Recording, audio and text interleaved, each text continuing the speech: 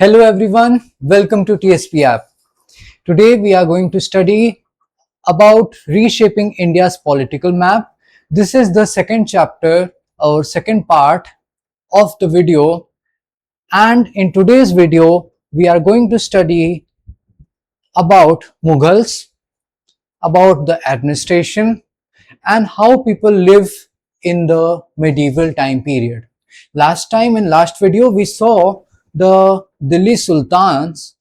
We had seen the resistance put up by the different Indian states, and then we saw the Vijayanagar Empire.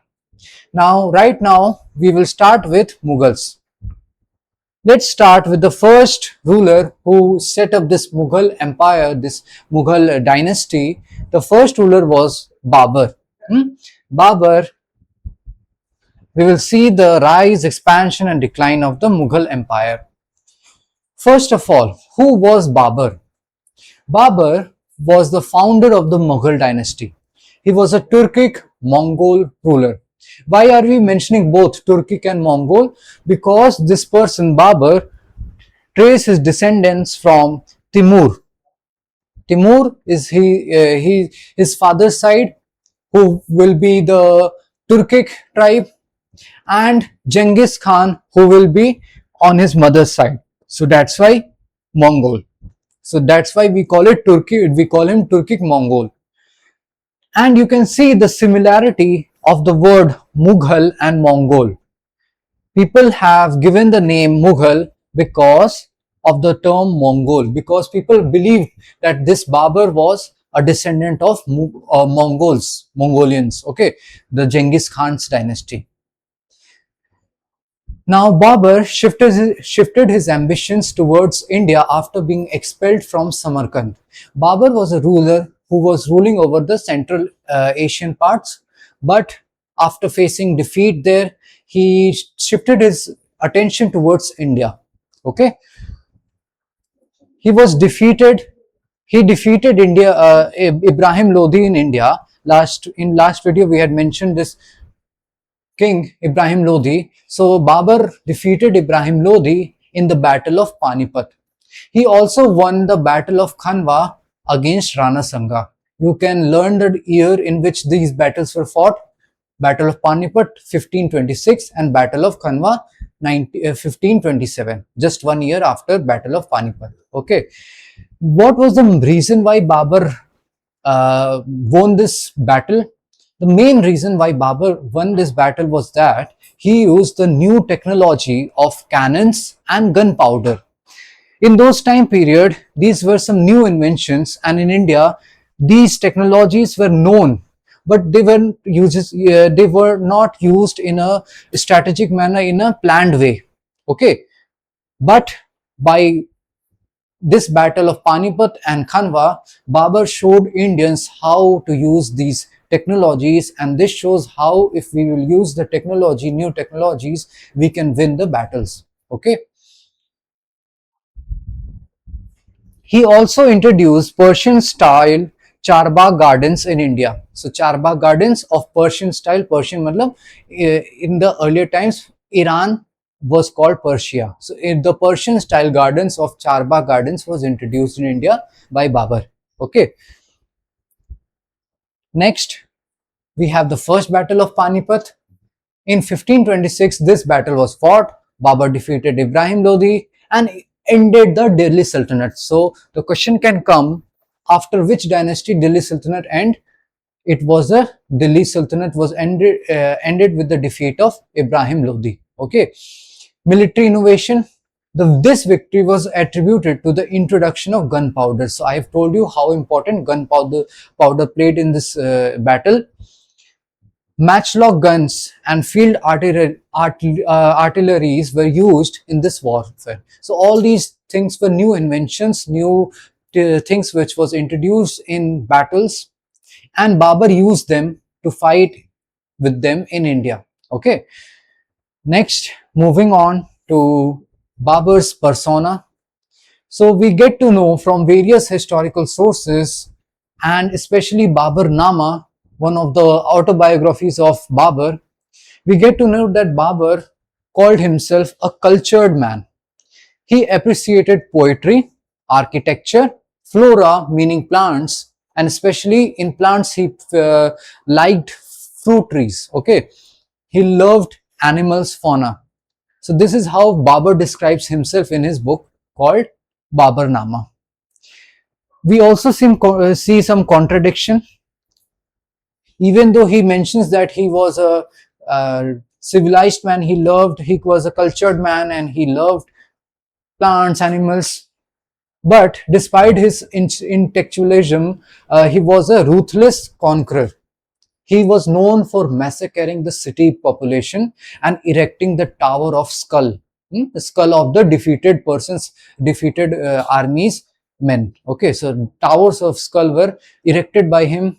People were massacred of the defeated kingdom, and that shows that he wasn't a fully cultured man. Okay, next, perception of India. What did he see about India? What did he know in the earlier time before he became the king of India? What was in his mind? So he initially viewed India as a country of few charms. He thought that Central Asia was better than India. Okay, but however, he was drawn to its immense wealth. I've told you India was called the golden bird, and because India had so much wealth, gold and silver, Babur was brought here. Okay, because he was defeated in many wars in Central Asia, he wanted to find a new place where he can set up his kingdom, where he can manage his expenses, where he can earn some money. So that's why he came to India. And when he came to India, he started loving India. He writes about how he loved the rainy season and the healthiness of the air during the rainy season in India. Okay, so that's all about Babur. Next, we have the second ruler of Mughals, the son of Babur, who was Humayun. Humayun was one of the Babur, he was one of the sons, and he was the eldest son. Okay, following Babur's death in 1530. So when did Babur die? In 1530, his son Humayun struggled to maintain a control over the empire, because the empire started becoming very weak. Why weak? Because there was many rebellions in the empire.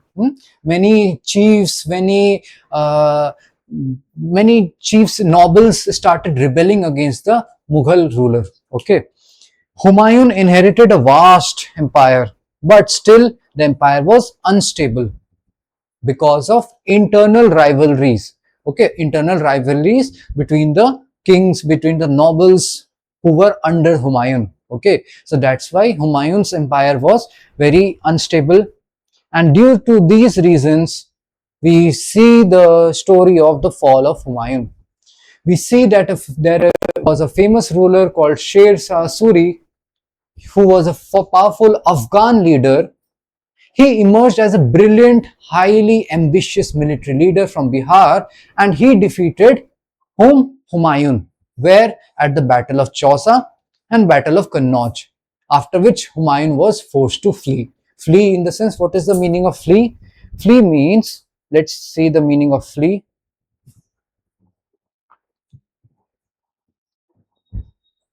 Okay, we were studying Humayun.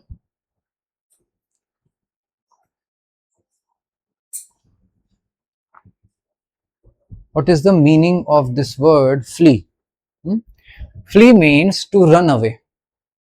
He was forced to leave the country, leave the empire, leave the area. Okay, so Humayun left India, and then Delhi came into the hand of Sher Shah Suri. Sher Shah Suri established the Sur Empire. Okay, Sur Empire was established by Sher Shah Suri in North India, and he was famous for bringing very good reforms. He brought the concept of silver rupiah. Silver rupiah, it is the precursor to the modern rupees that we have in today's time. Earlier it was silver rupiah. So we have adopted the same rupiah from that rupees from rupiah. Okay. Then he also constructed the Grand Trunk Road. This is a famous road, and this road extends vital trade highways connecting Kabul to Chittagong. Okay, so this shows that he He wanted to increase trade in his empire, in his kingdom. Okay, and he also established land taxation. He standardized land taxation, because in those times taxation was not very uniform and it was not clear. Okay, so he standardized everything, made everything uniform, made a proper system, made a proper structure by which land taxes would be collected. Then he established the efficient postal system. His postal system was not like the normal postal system that earlier rulers used to have. This postal system proved to be very efficient. Okay, so these are the some reforms that was brought by Sher Shah Suri. After this, we get to know that Humayun had to face 15 years of exile. Exile in the sense, what is the meaning of exile? Exile means when someone is forcefully asked to leave the country. Okay, forcefully asked to leave the country. Humayun spent 15 years where he wandered in Sindh, Rajasthan and Persia. Okay, so these are the three places where he spent his 15 years. Then he came into the alliance with Safavid. Safavid were were the rulers of Persian Emperor Shah Tamsab. What did this ruler want in exchange? He wanted Kandahar. Okay, so Safavids and Humayun, they came in alliance. They made a group that they will fight together. Humayun will get Delhi, and Safavid ruler, who was Shah Tamsab, he will get the Kandahar. Okay. Suri's successor fell into civil war after Sher Shah Suri's accidental death. So there was death of Sher Shah Suri, and after him, all the successor fought amongst themselves that who will rule after Sher Shah Suri. Okay. So because of this weakness, we'll find that Humayun will recapture Delhi in 1555. Okay, now Humayun has captured Delhi again, and months later we get to know that Humayun is dead after falling from his library, the steps of the library. Okay, so he fell from the stairs of his library and he's dead. Now the problem starts with Akbar, because in that time period Akbar was very young. We get to know that a local food grain merchant who was made the prime minister wazir of the Suris was called the Raja Himu. Raja Himu, he was also known as the Raja Hemchandra Vikramaditya.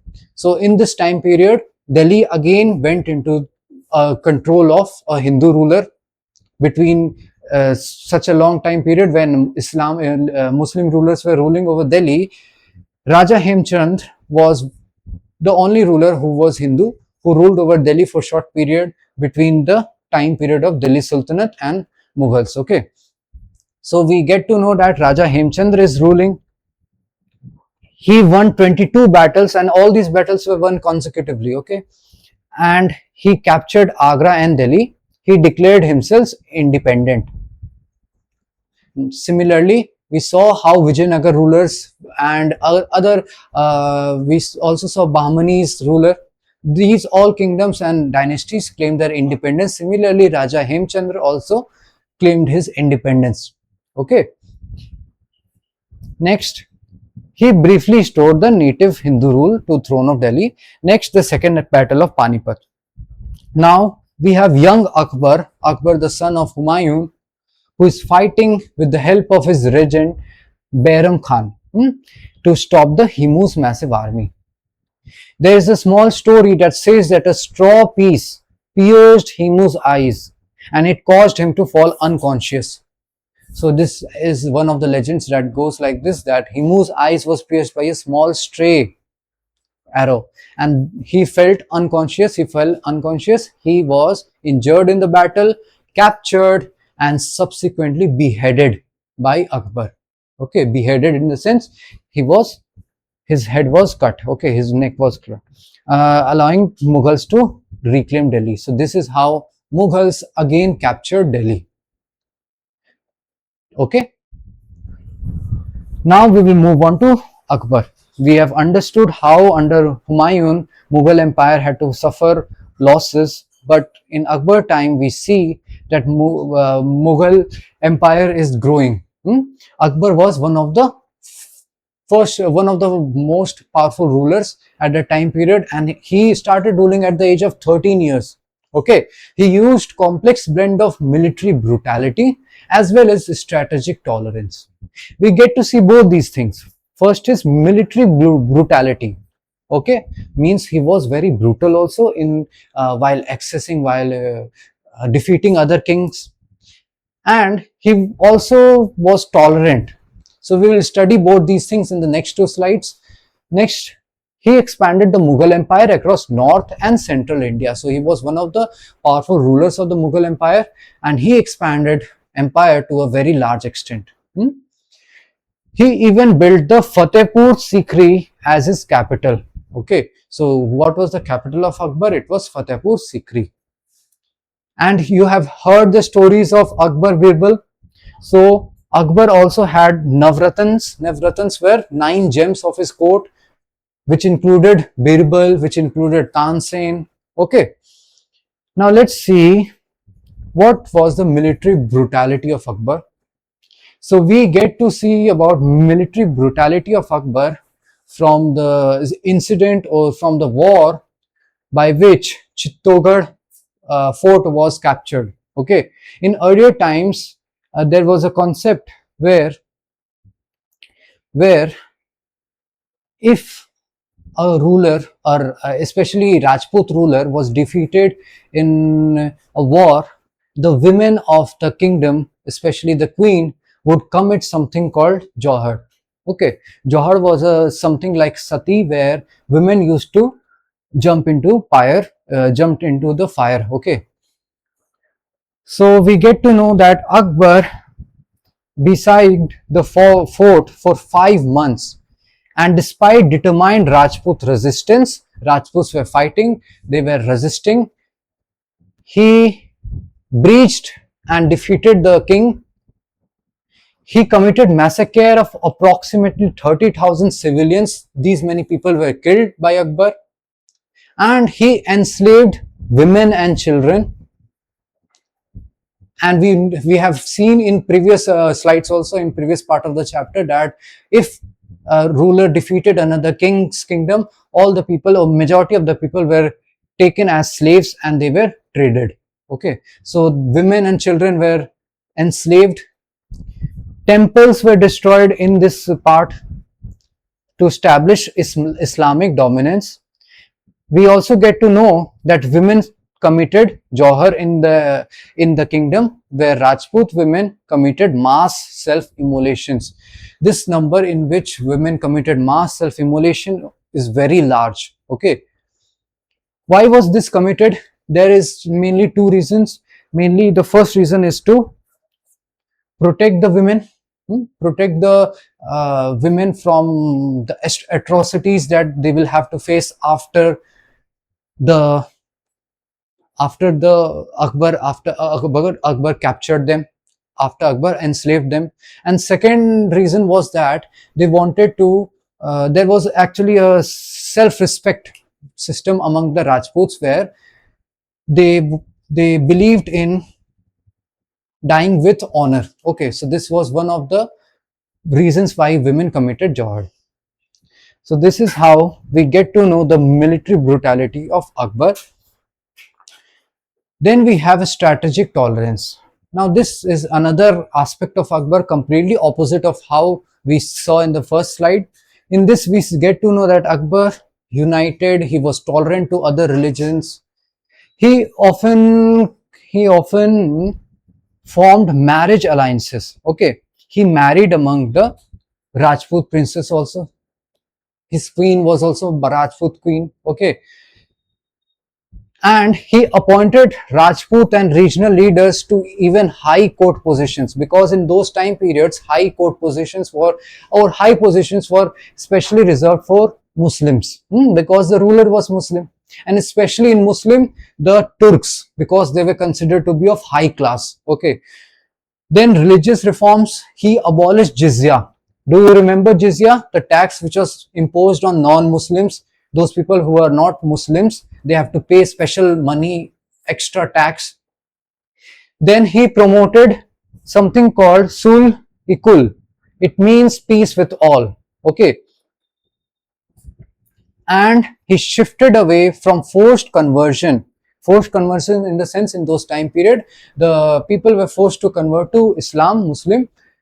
So he shifted this tradition. He stopped this culture, and he admitted his previous shame in persecuting others in conformity. So he stopped this system of forced conversion and set up these many tolerant reforms. Okay. Now we have some good contributions of Akbar. We also get to know that Akbar established the House of Translations. What was this House of Translation? In this house, we get to know that famous books of Sanskrit, famous Sanskrit text was translated into Persian. For example, Mahabharat, we have Ramayana, Bhagavad Gita, Panchatantra, all these texts were converted into Persian language. Okay, they were translated to Persian language. What is the Persian language? Persian language is mainly the language of in the area of Iran. Okay. Then he promoted also Persian was the language of administration in those days. Like in today's time, what is the language in which government communicate? The main languages, official language of India is English and Hindi. Similarly, in those time period, the ruler communicated and the orders were released in the Persian language in India. Okay, so Akbar translated these Sanskrit texts into Persian. He also promoted Sul-e-Kul. What is this? This means peace with all. He encouraged religious tolerance and he abolished jizya taxes. We have seen all these things. He introduced a new concept of din-e-lahi. Okay. He built the Ibadat Khana.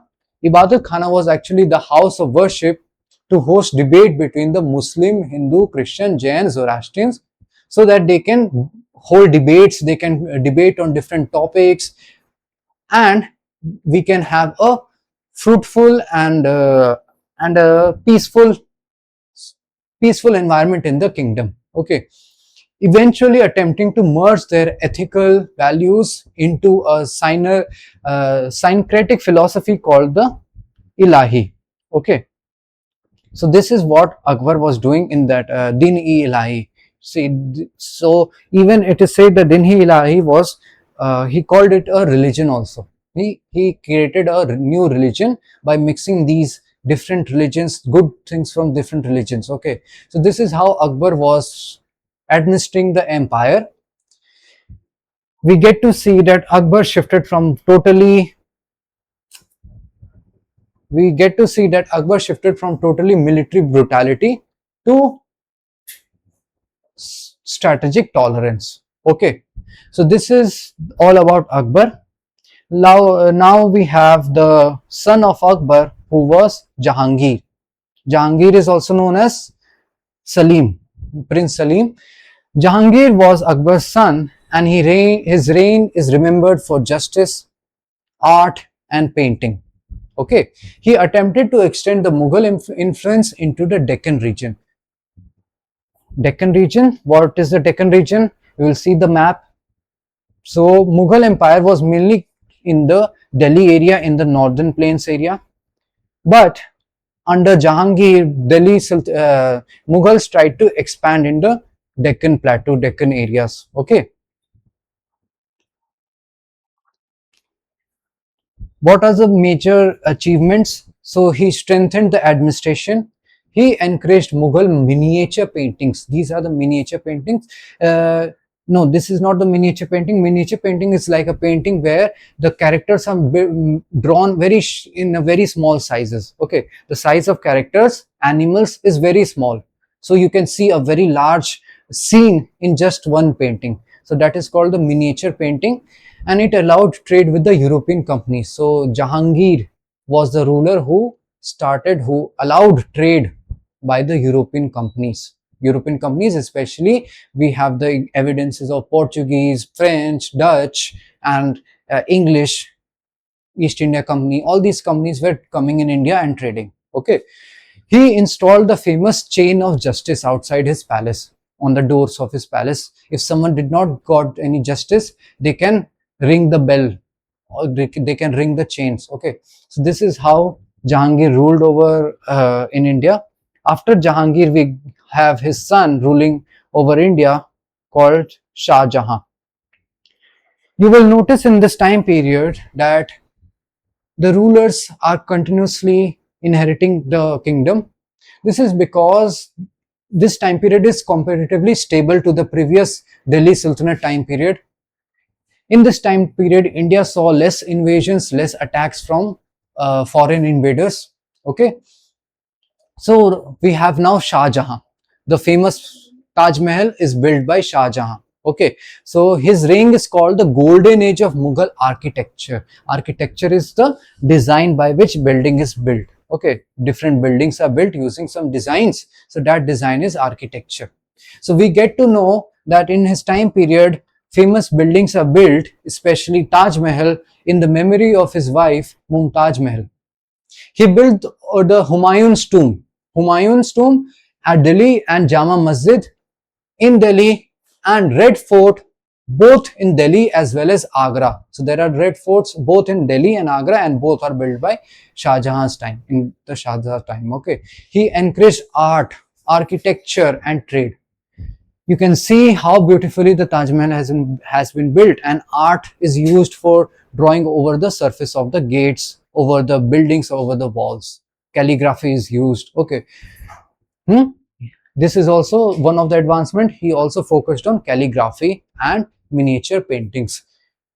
If you have seen Taj Mahal from closer look, you will have seen these are the calligraphy writings which are written over the walls. Okay. So this is how Shah Jahan ruled over India. After Shah Jahan, we have the last powerful Mughal ruler, because after this Shah Jahan, we have Aurangzeb, and after Aurangzeb, the Mughal Empire faced a decline. Okay, so it started facing decline from Aurangzeb time also itself, but after Aurangzeb, we do not find any strong ruler. Okay, so before starting Aurangzeb, you can create a small acronym or small trick for remembering the names of different Mughal rulers. You can name them like Babur, Humayun, Akbar, Jahangir, Shah Jahan, Aurangzeb. Okay, so Badshah. Badshah can be your trick for learning the name of the different Mughal rulers in their order. After Aurangzeb, at the last ruler who ruled over India of the Mughal Empire was the Bahadur Shah Zafar. Bahadur Shah Zafar. He was the last ruler. Okay. Now we will start Aurangzeb. Aurangzeb was the last powerful Mughal ruler. After him, there was no other powerful rulers. He ruled over for nearly 50 years, the longest among the Mughal rulers. Okay, so his time period was one of the longest. And his reign was marked by territorial zenith, means the territory expanded to a large extent, the empire expanded, but this period also saw the beginning of the decline of Mughal Empire. Even though the empire had expanded, we see that this expansion could not be maintained for a long time period. Okay. This is a very famous as well as a brutal story how Aurangzeb came to the throne, achieved the throne. Aurangzeb gained the throne through a violent succession struggle. Okay. There was a struggle among the brothers who will get the empire after Shah Jahan. So he defeated and executed his eldest brother called Dara Soikho. So he defeated his brother, he executed his eldest brother, and he imprisoned his father Shah Jahan in the Agra fort until the death of Shah Jahan. So this is how brutally he extended the throne. He adopted the title of Alamgir. What is the meaning of Alamgir? Alamgir means conqueror of the world. Okay. So this is the story of how Aurangzeb extended the throne. Then Aurangzeb's rule, we get to know the major achievements of Aurangzeb. He reached, under him, the empire reached the greatest geographical expansion. Empire expanded even to South India also. Okay, especially large part of the Deccan. So he started controlling large part of Deccan also. He spent his last 25 years of life fighting continuous wars in the Deccan. So because he wanted to expand his empire, he had to fight wars, and even in the last 25 years of his life, he was fighting wars. Okay. And we all know, if we are fighting wars, what will happen? Our treasury will get empty. Okay. There will be the paucity of money in the kingdom. Administration will be strained, and empire will face rapid decline. If a kingdom is just fighting and fighting, they cannot keep fighting for a long time period without gaining some money. Okay. They will need money, they will need treasury, they will need good administration and control. Okay. He reintroduced the jizya tax. Jizya tax was a tax which was imposed on non-Muslims. Okay. This is how he promoted people to become Muslims. What were the challenges that was faced by Aurangzeb? So due to his continuous wars, the empire weakened. And this is the reason why after him, whoever will come to rule over India, they will face the Mughals. Whoever will come after Aurangzeb in the Mughal dynasty, they will face the problem of very less treasury. Okay, he faced resistance from Marathas, Sikh, Jats, Rajputs. These are the famous empires or famous kingdoms that were resisting the Mughal rule. After his death, the Mughal empire greatly declined. Okay, let's move on to the next slide. Religious policies and intolerance. Aurangzeb is famously known for being very brutal against the non-Muslims. Unlike Akbar, Aurangzeb was an austere Sunni Muslim. Okay, he strictly observed religious rituals, and he banned music, dance in his code, because these things are not considered good in Islam. Then he reimposed the jizya tax and the pilgrimage tax on Hindus. Okay, so that Hindus will convert to Islam. He even conducted persecution, means killing in large number. He, through his farmans, he orders the demolition of schools and temples in Varanasi, Mathura, Somnath. All these places are the centers of religion in Hinduism. So he demolished the schools and temples in those areas. He persecuted means he killed. Okay, persecuted, let's see the meaning. Persecuted means oppressed, harassed. Okay, so whom did he persecute? He persecuted all the non-Muslim, let it be Sikh, let it be Jain, Zoroastrians and Hindus and Sufis also. Okay.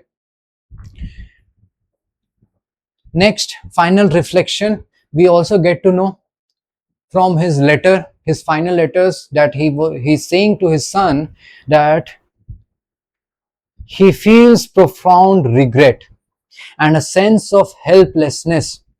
He admits that he did not do well for the country and its people. So this is what Aurangzeb is saying in his final time, in the last moments of his life before dying. There is a famous conception or famous thinking belief that whenever a person dies, all the events, all the actions he has committed gets rolled in front of his eyes. So if we can say, before dying, he writes letters. He's saying to his son that he did not do good to the people of the country, He feels helpless. He feels regret. Okay. So we have completed Aurangzeb, and Now we will see those people who resisted the rule of Mughals. We will start with the Jats and the tribals. Okay, resistance. Okay, we will start with Jats and tribals. So here we have the resistance to Mughal authority. Regional resistance. First of all, Jat peasantry. Why are the people resisting? What happens when people resist? What is the reason why people resist? Because of the harsh exploitation, because they have to pay high amount of tax to the Mughals, high oppressive taxation, territorial annexation. If the Mughal rulers are capturing the kingdom of these people, Jat, and Ahoms and different people, they will resist. So we get to know that Jat peasantry in the 17th century, who live in present day Uttar Pradesh, Haryana and eastern Rajasthan, they resisted. They rebelled and killed an oppressive officer of Mughal administration. Okay, so they were successful in killing a Mughal administration officer. That is a very brave thing that they did. Okay, despite a valiant fight involving 20,000 men, rebellion was suppressed. The rebellion was crushed, and their leaders were killed by the Mughal rulers. Okay, so this is how Jat peasantry rebelled against the Mughals. We also get to know the tribal groups like Bhil, Gond, Santhal and Koch, who were resisting the Mughal rules. Hmm? Because Mughals had imposed high taxes on them. The Mughals had annexed their land, those lands that they considered very pious to them. They had inherited those lands from old times, and even these Mughals used their forest lands also. Okay? This is how tribal groups. This is why tribal groups will integrate. They integrated and they fought against them, against the Mughals. So they wanted independence, but they were forcefully integrated into the Mughal Empire. We get to see some real world evidences of Gond kingdom and Rani Durgavati. Rani Durgavati and Gond kingdom. Rani Durgavati ruled Gara Katanga, the famous kingdom of Gara in central India, with wisdom, leading her people to prosperity. So this shows that Rani Durgavati was a good administrator. She commanded a formidable force of 20,000 soldiers, 1,000 elephants, and she resisted against Akbar. She led her troops against the army of Akbar. Despite being outmatched in weaponry numbers, she fought bravely because she was a kingdom of Gara kingdom. She could not match with the high level of technological equipments which was used by the Mughal army, due to which she had to uh, give up her life also. She was killed in the wars, in the battlefield. Okay, to avoid being captured. Okay, she remains a symbol of regional pride and resistance even today. So this is the story of Rani Durgavati and how she resisted Akbar's rule, Mughals rule. Now we'll see the other kingdom that resisted the Mughals. The other kingdom that resisted Mughal is Rajputs, the famous Rajputs, Kshatriyas. Rajput resistance was mainly in the northwest of India, drawing a tradition of resisting foreign invasions, such as Pratihara's resistance against the Arabs. So there is a tradition in Rajputs, as I have told you, that they resist. They believe in the old Varna system, where they believe that they are the Kshatriyas, and the duty of Kshatriya is to protect the people. So that's why they believe that it is their duty to resist the foreign invasions. Okay, so we get to see Rajput resistance starting from Rana Sangha. Rana Sangha, do you remember? We had studied Rana Sangha. Rana Sangha in the 16th century unified several Rajput clans. He made a single group of different Rajput clans. He united them. He won numerous battles. This is how he won the battles. but he was defeated by Babur in the Battle of Khanwa. And I have told you why. Because of the new artillery, new technology of gunpowder which Babur used, which Indians did not had much experience. Okay. Then we have the Maharana Pratap of Mewar. He is the second ruler, he is second famous Rajput ruler who resisted the Mughals. He refused to accept Mughal suzerainty. What is Mughal suzerainty? What is the meaning of suzerainty? It means the supreme authority or control. If a ruler is not able to rule after putting so much efforts in a specific area, what did he do? That he left the ruler of that kingdom and he told the ruler that you have to accept my suzerainty. Okay, you have to accept that I am your ruler. In return, I will not interfere in your policies. So Maharana Pratap refused to accept Mughal suzerainty. In the battle of Haldi Ghati, what is the name of battle? Haldi Ghati. This battle was fought where Mughals held the advantage and Pratap had to escape into Aravalis. So Maharana Pratap had to escape. Okay, he had to escape, run away from the battlefield because he wasn't able to win the battle, and he escaped into the Aravali Hills. Aravali Hills is famous for its forest. It is a fully forested area, and Maharana Pratap went into these forests where he conducted the guerrilla warfare. What is this type of warfare? Guerrilla warfare. Guerrilla warfare is a prolonged campaign where we are surprisingly we are attacking a kingdom, and we go and attack a kingdom. We try to burn the resources there. We try to uh, create some kiosks there, and we again come back to the forest and hide. So this is how guerrilla warfare is fought.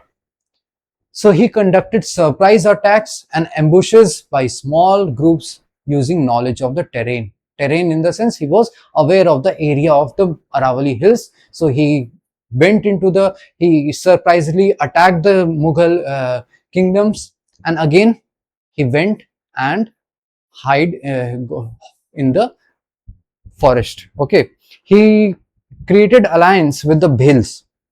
Who are the Bhils? Bhils are the tribal community.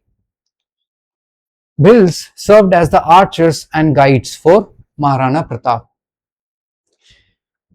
This partnership is immortalized in the emblem. So there is an emblem of Mewar which is given in a book. You will check the emblem in a book, which shows how there is a Bhil and Maharana Pratap both standing on two sides in the emblem.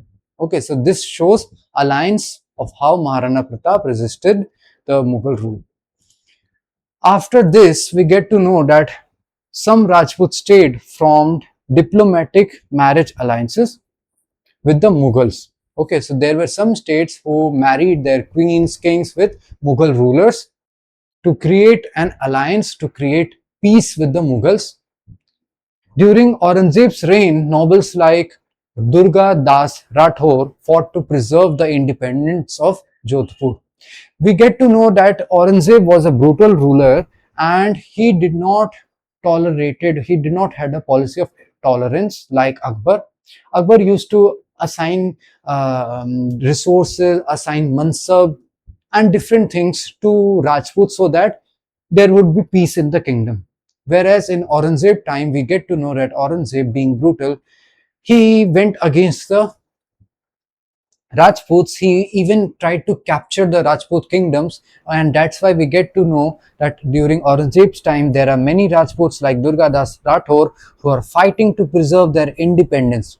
Okay, and this is why Rajasthan, in Rajasthan area, the power of Mughals, the control of Mughals was limited. We have completed the resistance put by Rajputs. Now we will see the resistance by Ahom. Ahom is a very old community which migrated in very early times from Myanmar and settled in the Brahmaputra Valley to form the current day population of Assam.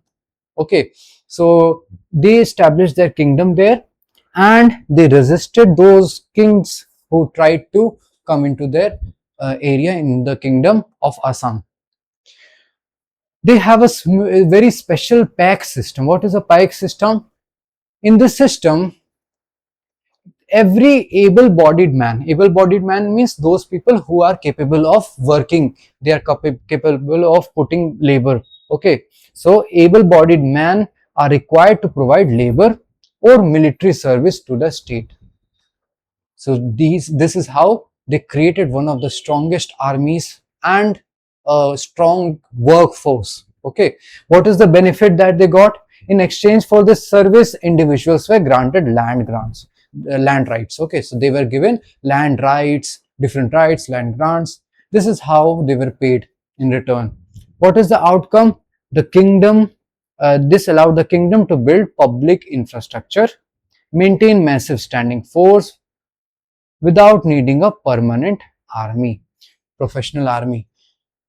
We get to know that people are contributing, they have to become compulsory, they have to become labor in the home kingdom. And what will the labor do? The labor will do some construction work in the villages for the benefit of villagers, and that's why we get the good public infrastructure. What is infrastructure? Good roads, network, okay, good transportation availability. Okay, then we also get to know that people have to work in as military, they have to give military service. Military service led to the formation of a large standing force, massive army, without the need for a special professional army. What is the meaning of this? In earlier times, there was a system where people, or especially soldiers, used to work in fields in normal times. And in time of war, if suppose war is happening, these peasants will become soldiers. They will come and fight for the king. And once fight is over, they will again go to their fields and they will do the cultivation there. So this is system of how in earlier times we had armies. But with the advancement in technology and changes in their conditions, we get to know that there was a need felt for professional army. Okay, so professional army is an army which is always ready for the king, which is always standing for the king to fight for the king, which is always ready, and which is always training itself. Okay, there is a drawback of having a standing army, that you have to pay the standing army. Whereas in this case, if the army is not standing army, then the Ahom are able to make a large army without the need to pay them. They do not have to maintain a large army, standing army. So this is how they used to conserve money also. Okay. Military successes against the Mughals. How did they gain success against the Mughals? First, tactical advantage. Ahoms are those people who are living in the hills of Assam. So that means they are aware of forest, hills and rivers of Assam. Whereas Mughals are those people, and Mughal army is more familiar with the plains of Uttar Pradesh, northern plains. So we get to know that Ahoms are able to fight against the Mughals. Then we have the Battle of Sarai Ghat, okay, Sarai Ghat in 1671 under the leadership of Commander Lachit Borphukan. A force of 10,000 Ahom soldiers defeated a Mughal army of 30,000 on Brahmaputra river. So this is how, if using strategy, if using proper planning and using the available natural resources, the natural hills, mountains, forest, if we will use all these things together and create a proper plan, even 10,000 army can defeat a 30,000 army. Okay. Next, the Mughal general Ram Singh praised Ahom warriors for their exceptional versatility in rowing, archery, digging trenches and using firearms. Okay, so this is how even the Mughal general of army is praising the Ahom warriors. Okay, why? Because Ahom warriors knew rowing, they knew archery, they knew how to dig trenches. Trenches are the these type of trenches are dug, depressions in the ground. Okay, then firearms.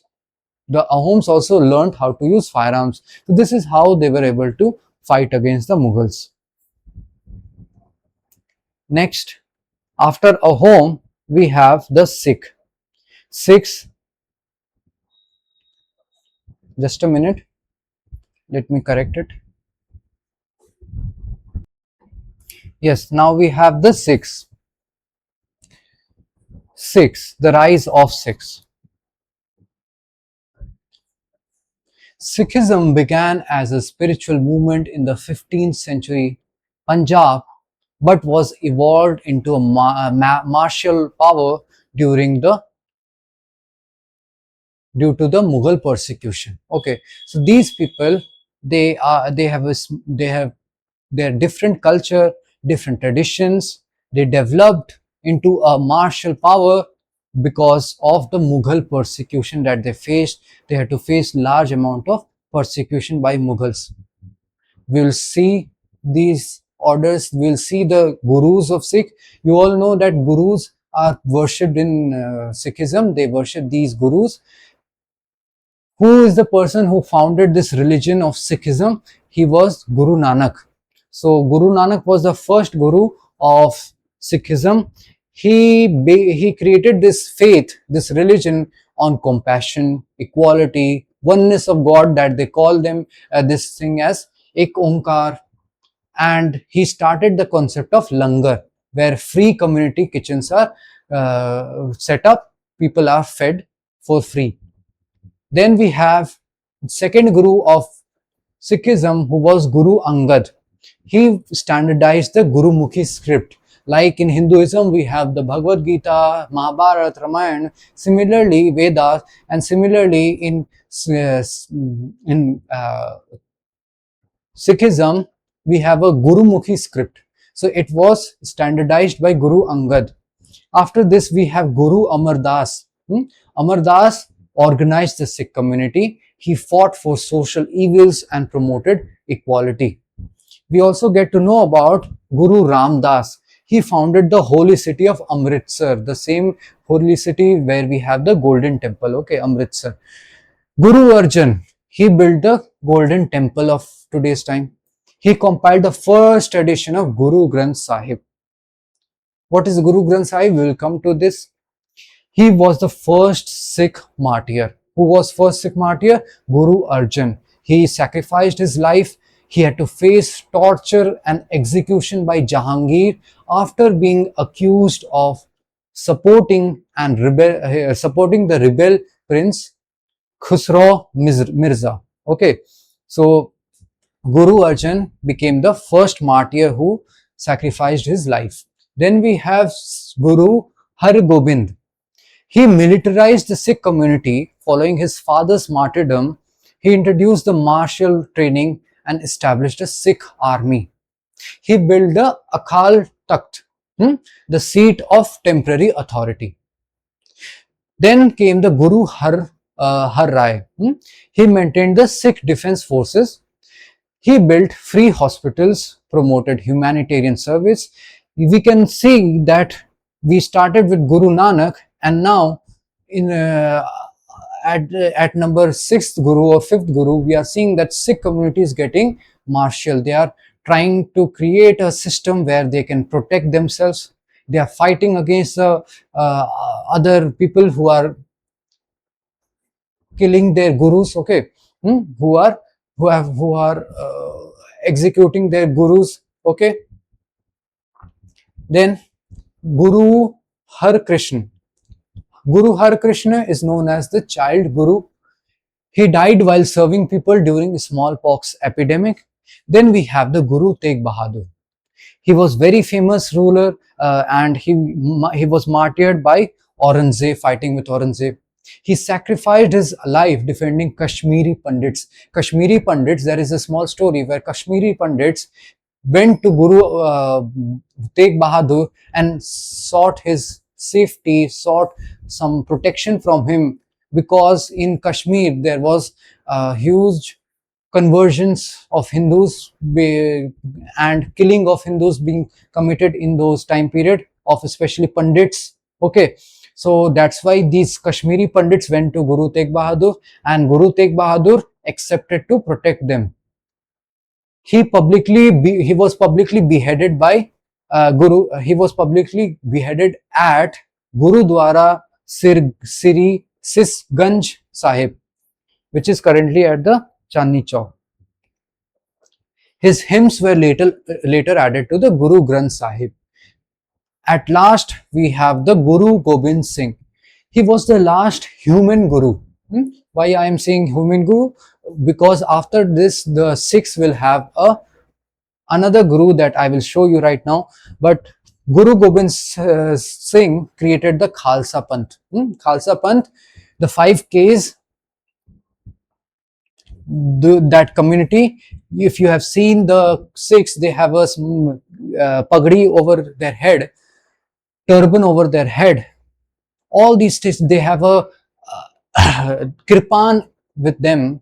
All these things have been created by the Khalsa Panth. Okay, so these are the basic principles of Khalsa Panth. 5Ks, where the 5Ks stand for Kesh. Kesh in the sense, the Sikhs who are fighting for the protection, they will not cut their hair, they will have turban, they will have kangha with them, they will have kirpan with them. Kirpan is a small a sword, a small sword like thing which they keep, and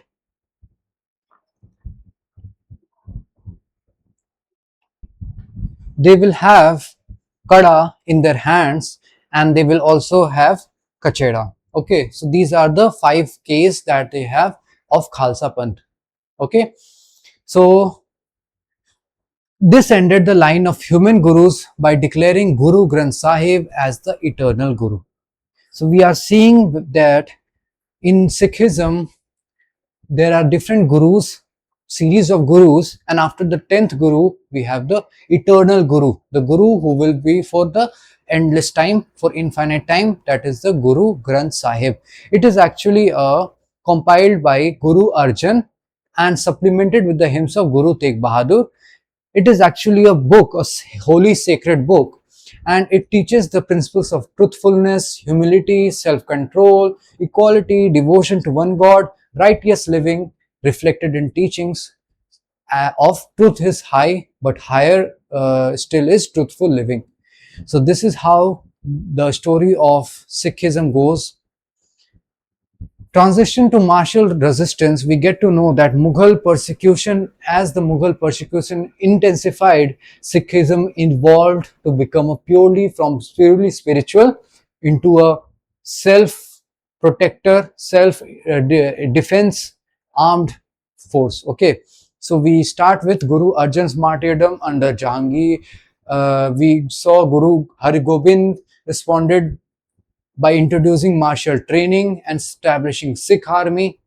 We saw how Tegh Bahadur was martyred under Aurangzeb,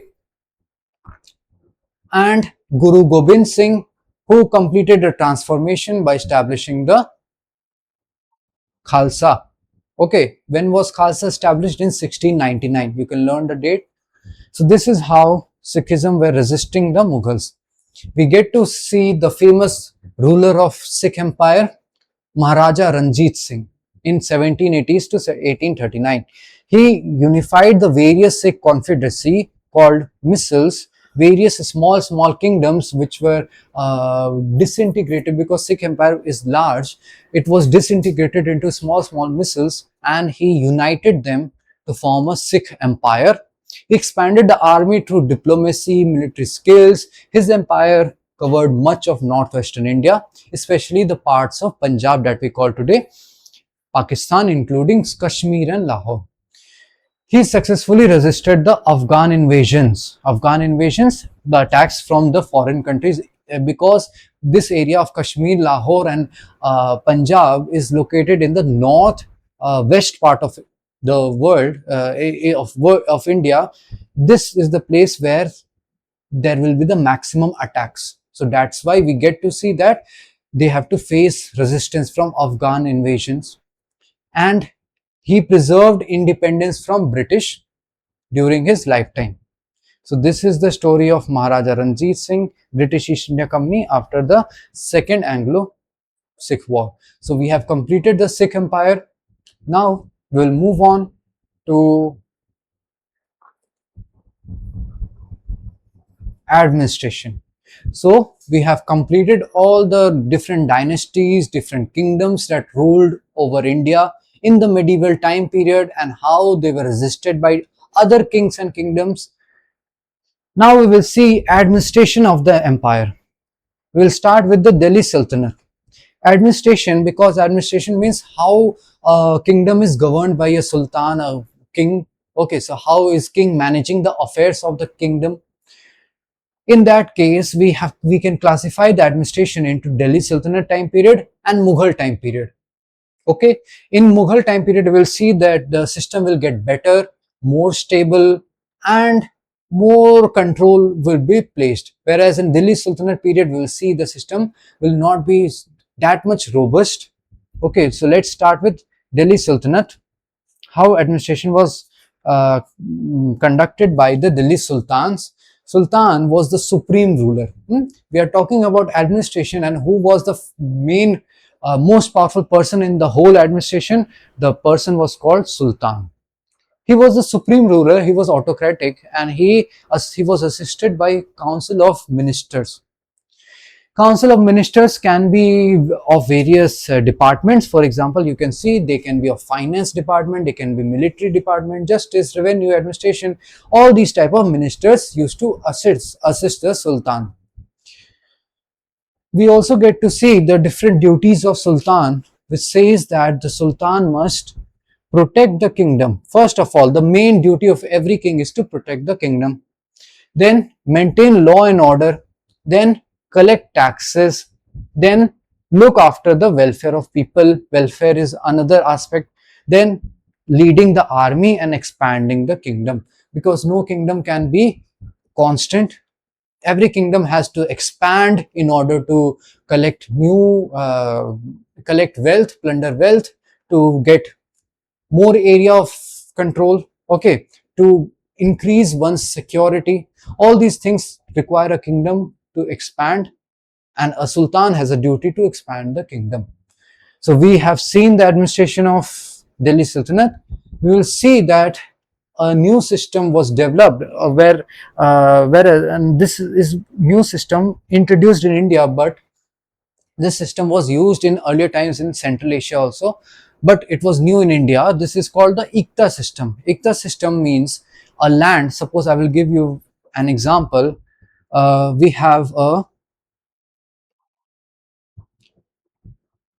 have this kingdom of Delhi Sultan, okay, and we have divided this kingdom into small Ikta. This is the Ikta. A small land is called IQTA, Ikta, and each Ikta has a person who has been assigned to manage the affairs, to collect the taxes, and to maintain army or whatever. Then this person is called the Iktadar. Okay, so this is how Ikta system worked in earlier times.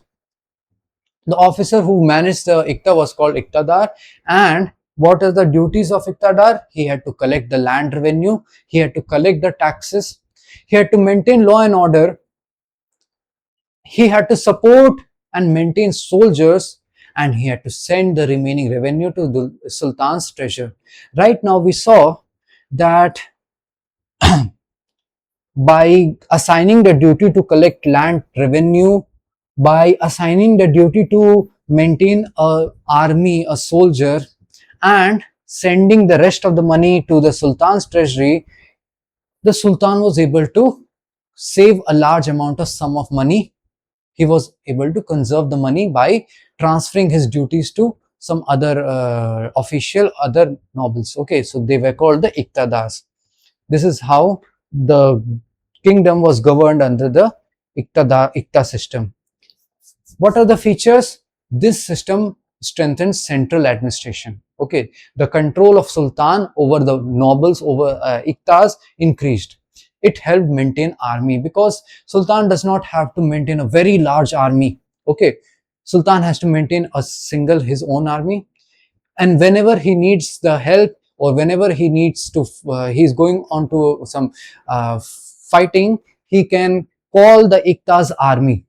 All Iqta will have to send their army to support the king.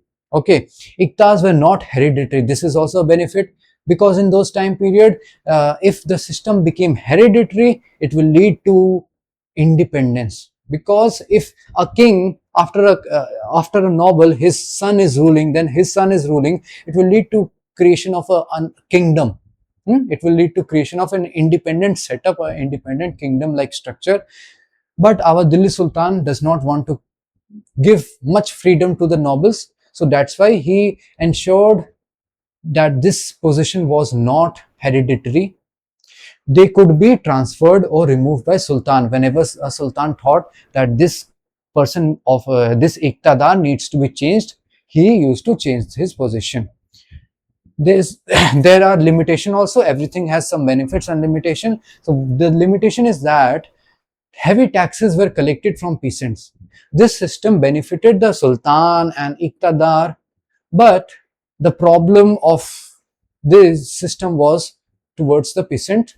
Then some officials treated farmers harshly. Okay, farmers had to face very high burden of paying high taxes. Okay, so this is why Iqtadar system was not followed by the Mughals. Mughals set up their own system. They call it the system, we will see the name of the system. Under Akbar's administration, Akbar created a well-organized administrative system to improve efficiency and control over the empire.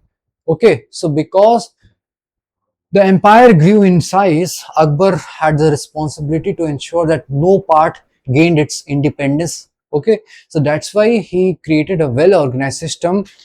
He divided the kingdom into 12 provinces. He called the provinces Subha. Subha, each Subha was divided into Sarkar, called the districts, then Pargana, and villages. This is a special system, or a special unique feature of this Mughal system, where we find that villages have its own self-government. Okay, because in earlier times we are seeing that Sultan had full control, full authority, but in Akbar's reign we see that self-government is developed in the village levels. We get to see that there were many important Mughal officers appointed. For example, we have the Diwan. Diwan are the people who are managing the finances and revenue, people who are collecting taxes like that. Okay. Then we have Mir Bakshi. Mir Bakshi is what? Who is looking after the army, officers, military. Okay. We have Khan-e-Saman. He managed the royal household, public works, trade, industry, agriculture. So he's managing the economy. Then we have the Sadar. Sadar supervised justice. Okay. So this is how justice system was developed. This justice system would get carried forward onwards, and it will ultimately lead to the time period where Mughal authority, the justice system of Mughal authority will be adapted by the Britishers in India. Okay, so this is the Sadar system of supervised justice, religious affairs, and education was done by Sadar. Then we have Mansabdari system. Mansabdari system, it was introduced by Akbar. Can you find the word Mansab here? It's hidden in the Mansabdari word. Mansab means rank or position. So in this setup, just like we have in today's time, we have rank in army, we have rank in air force, navy. Okay, so in those time period, Akbar developed a system where each person or each chief would be given a specific rank. Okay, higher rank means more money, more income, more power, more status. Okay, so we get to see that mansabdars were expected to maintain soldiers, horses, elephants, and camels. The duty of maintaining all these things was passed down to the mansabdars. The number dependent on his rank. How much elephants will he have? How much soldiers will the Mansab mansabdar have? Okay, how much horses? All these things. How many horses? All these things will be decided by his mansab, his rank. Okay. Next, revenue reforms of Todermal. Do you know Todermal? He was the finance minister of Akbar. Okay, he was actually a Kayast. He was Todermal. So major reforms, he studied the status of the Mughal Empire, the status of the economy for some time period. It took around 10 years. Then he pro, he created these reforms. He suggested that he did surveys, he measured agricultural land, he calculated the crop production, and he fixed the fair tax rate based on crop yield and price. So in earlier times, earlier Delhi Sultans, what did they do? They set up a specific tax, a specific amount or specific percentage or whatever, that the every farmer has to give this much amount of thing, this much of the amount of produce to the ruler, or this much amount of money to the ruler. But this system was not very good, because not every farmer have the same can afford same amount of tax, paying the same tax. Okay, so that's why we have this brilliant system where the land, whatever land under the Akbar's kingdom is there, it was surveyed. It was found that suppose this land produced more compared to this part of this kingdom. Okay, so whichever part of the kingdom is producing more, generating more income, the farmers have to pay more in those places, whereas those places which is not very fertile, farmer have to pay less. Okay, so this is how the system were created, and rates were fixed at a fair rate. Okay, now what are the benefits? So these are the benefit. It improved tax collection, government's revenue increased, and made taxation more systemic, and strengthened the Mughal administration. So these are the benefits of having a good administration system, good taxation system. We also see that there are religious representation in administration. Akbar followed the policy of religious tolerance. However, non-Muslims formed less than one-third of high government positions, because in those time periods, the high positions of the ruler, high positions in the kingdom was reserved especially for Muslims, and in Muslims especially for high rank Muslims. These were Turks, these can be Arab or other tribes. Okay, and many important posts were held by Muslims. Those who are not Muslims, they formed only less than one-third of the total government officers. Okay, so there are these many officers. At maximum, only one-third can be Hindu, Buddhist, Jain, Sikh, okay, Christian. Though capable Indians, those Indians who were capable, like Todermal, they served as senior positions. Okay, so Todermal was Kayast, he was Hindu.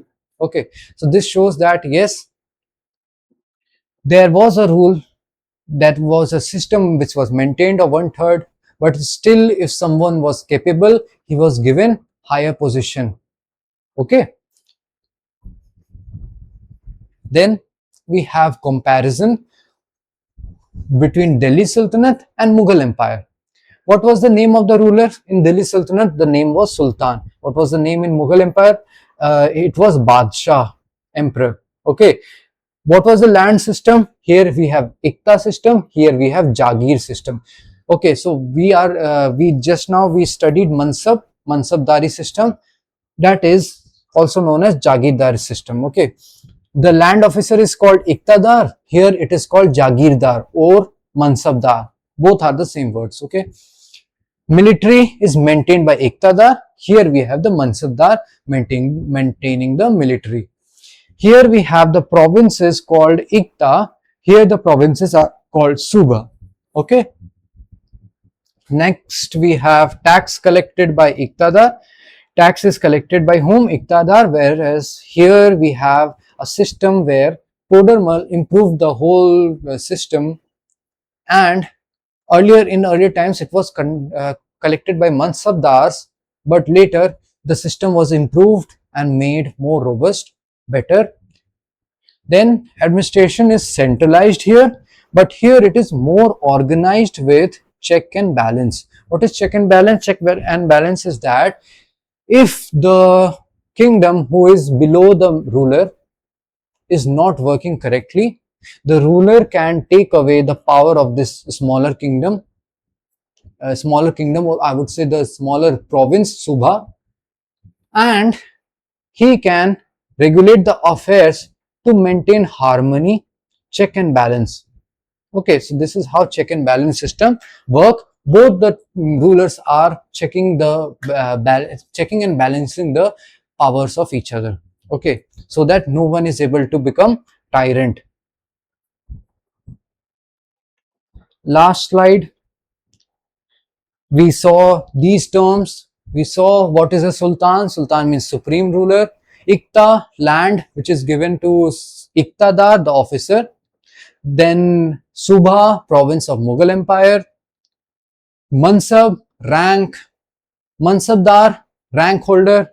Jagir, land assigned instead of salary. In Jagir, the salary was not paid. Instead, a person was given a specific land so that that person can collect the land, the taxes from that land, and that taxes will form a part of his salary. Okay. Jagirdar, officer who owns a Jagir. Then we have Diwan. Diwan is the finance minister. Mir Bakshi, head of military. Khani Saman, the charge of the royal household, public departments, works, and trade, industry, agriculture. Sadar, the justice system, okay, responsible for justice, religious affairs, and education. So this is how the administration was conducted under the Mughals. We have understood the administration. Now it is important for us to also understand the lives of people, because whatever just now we have studied is just about the rulers. We have not studied anything about the common people. Okay, because can you think who will be in majority, the common people or the rulers? Common people are always in the majority, but whenever we are studying history, we tend to focus more on the rulers than the common people. How were the common people living? So right now we will study how the people lived in those time period, under so many rulers, under the turbulent time period. What was their livelihood? How did they earn money? Okay, so now we have agriculture and rural economy. Okay, so the mainstay of economy was agriculture. Majority of the people in India were farmers. They used to do agriculture, and the primary revenue for the state used to come from agriculture also. Okay, so the main income which the state, the sultan, the king got came from the agriculture sector. How much tax was collected from the agriculture? So this could be 1/5 of the produce, that is 1/5 times whatever has been produced, 1/5 will go to the state, to the sultan, or half of this will go to the sultan. Okay, depends on which sultan is ruling. If the sultan is very brutal, he will ask for half of the produce, whatever the farmers has produced, half will go to the state, the sultan. Okay, and in other cases the revenue was fixed at 1/5. Okay, next we have technological progress. The use of tools like Persian wheels, Persian wheel was introduced in India in those time period, and it expanded the canal system by and increased the productivity of agriculture even further. Okay, so this is the agriculture, this is a Persian wheel and how water is carried upward using Persian wheel. Next, we have the crop diversity. India produced these many types of crops: rice, wheat, barley, pulses, sugar, spices. Okay, and India could also produce non-food crops like cotton, silk, wool, dye, timber, and jute. So these are the famous crops which used to cultivated in India, and these crops were often exported to other countries of the world. Vulnerability: agriculture output varied by region. Okay, peasants frequently suffered from severe famines. What is a famine? What is famines? So famine is a condition when there is lack of food, when the farmers cannot obtain food for their living.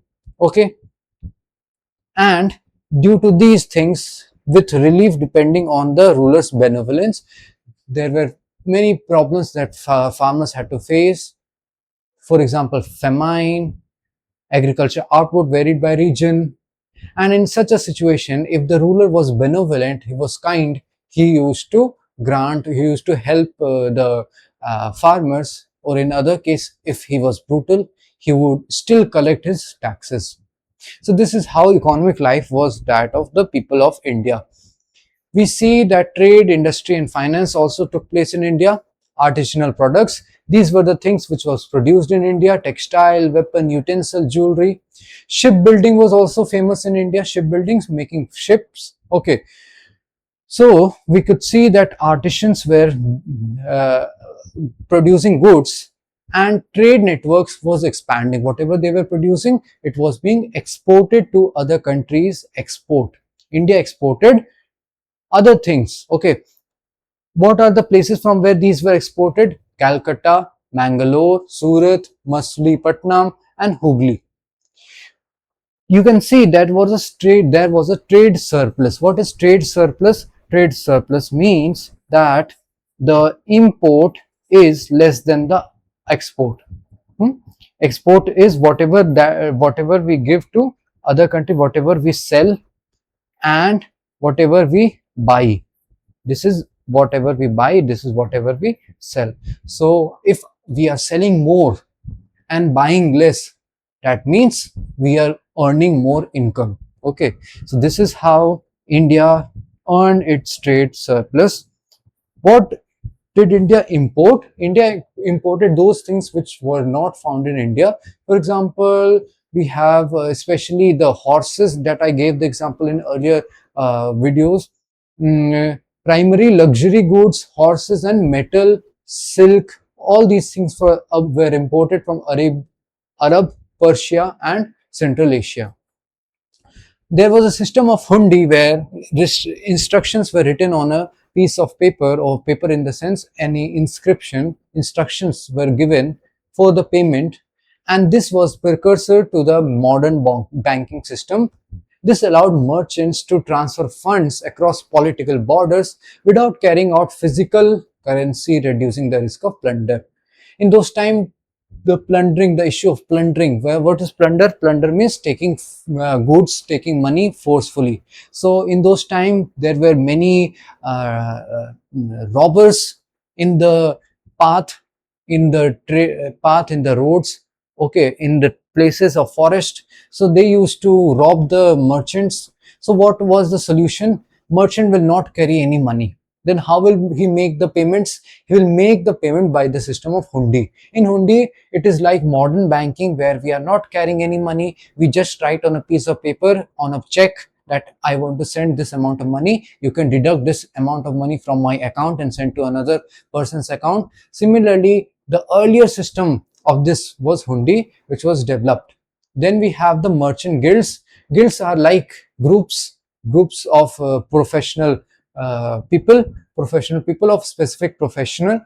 We have the guilds called shrenis. Example, we have the Marwaris. Marwaris are even today very famous traders. Okay, They operated in parallel to the system of credit and trust, independent of the official state structure. So whatever was the state, whoever was ruling over India, they did not care. They just kept doing their trade. Okay.